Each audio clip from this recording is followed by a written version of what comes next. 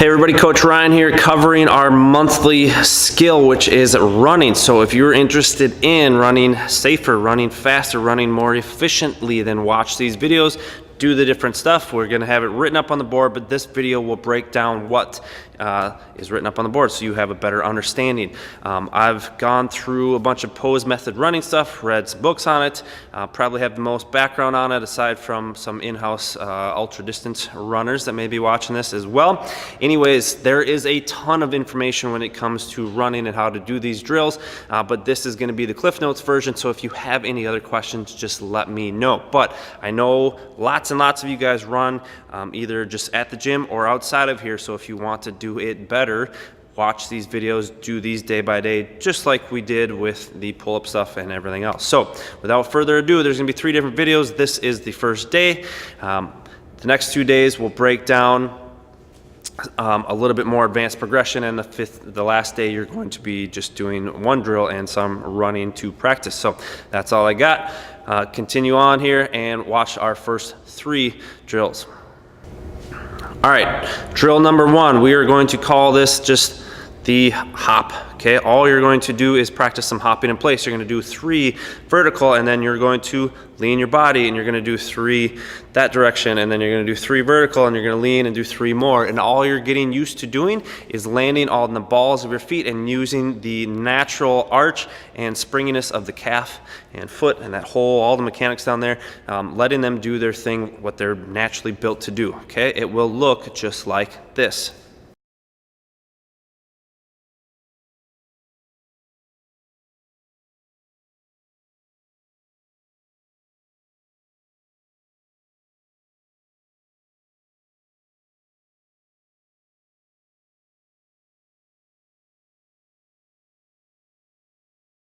All right, next drill, we are calling it just heel to butt. All we want you to think about is if somebody attached a string right to your heel and pulled it straight up to your butt, that is how your foot should come up underneath you. So we're trying to avoid landing in our heel or heel striking when we are running and stepping forward. So that foot comes straight up to our butt, the shin relaxes, and all we're doing is just 1 leg up at a time. Don't worry, video to follow on how this will look.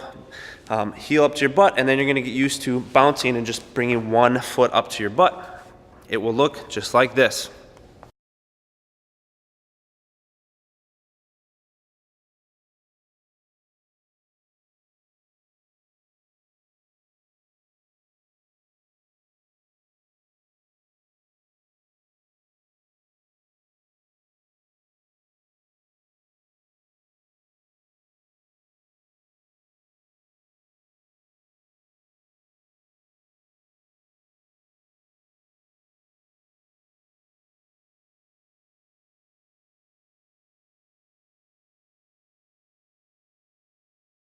And the last drill, we're going to extrapolate that second one a little bit, and we're going to call it change of support. So what I want you to think about now is staying just nice and springy in your toes, and you're going to bring 1 foot all the way up, still on the ball of your other foot that's down, and just hop back and forth. Again, video to follow, but staying on the ball of your foot the whole time, making sure that you are bringing that foot directly under your butt and not having your foot and your hamstring pull way back out behind you. It will look just like this.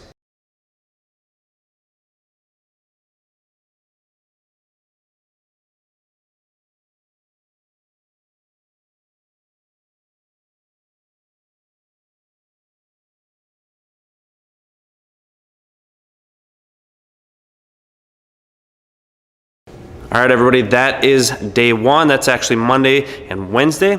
Next video will be for Tuesdays and Thursdays. Tuesday, Thursday video for our running drills. This next one is called the wall drill. Very simple, right? Now there's 2 parts to this. Okay, the first part, you're gonna get up next to a wall about 3 feet away, give or take arm's length. Okay, you're going to lift 1 foot up in the air from the drill the other day. Keep it right underneath your butt. You're going to lead with your hips, and you're going to fall into the wall. Once you catch yourself, we're checking a couple things. Are you still on the ball of your other foot? That leg should still be up in the air, and you don't lose your core and sag through the middle. Okay, now you are still leading with your hips, meaning you're not just keeping a straight line as you go down. You're going to lead, if this is your hips, you will lead a little bit forward and keep your chest up nice and tall and square, okay? Not extreme. It will look just like this.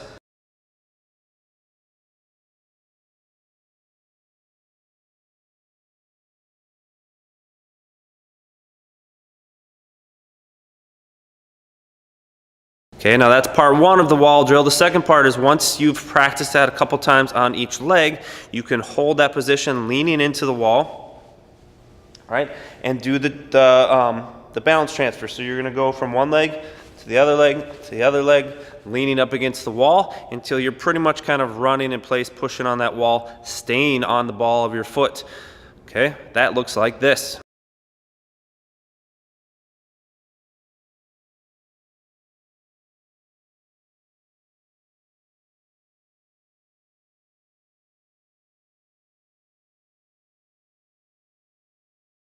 The last one for this day is simply called the timber drill, and it's doing basically the same thing without a wall. You're going to do that out on the open floor.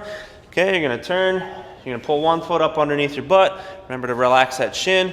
You're gonna lead with the hips. Again, not arching through the back or anything, just leading with the hips. And you're gonna lean into it until you cannot do anything but catch yourself moving forward. So fall into that next stride, that next step. Okay, land on the ball of your foot and just continue on, and you'll do this little, 10 yard, 10 foot, 10 whatever run where you stay only on the ball of your foot, continue to lead with the hips, then come back, try it with the other leg. Okay, the other leg, change directions here, lead with the hips, fall forward.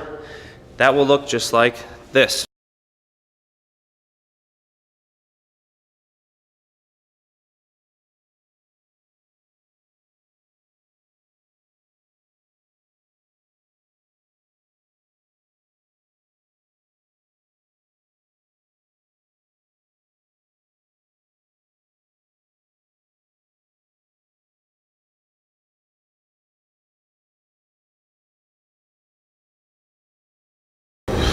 All right, final day here, guys. This should be near the end of the week, unless we're doing a bunch of running already. Of course, you can mix these up, but you're going to use that timber drill and the change of support and put them all together, right? So, on the floor somewhere, outside, wherever you are at, okay? You're gonna start with that one leg up in the air, okay? And you're gonna jump to change support legs. Remember, stay on the ball of your foot.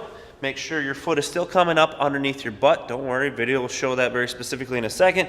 Okay, and then you're going to lean into it, use the timber drill to fall forward, and work on taking off running. All right, again, going 10, 15, 20 feet, whatever it might be. That will look just like this.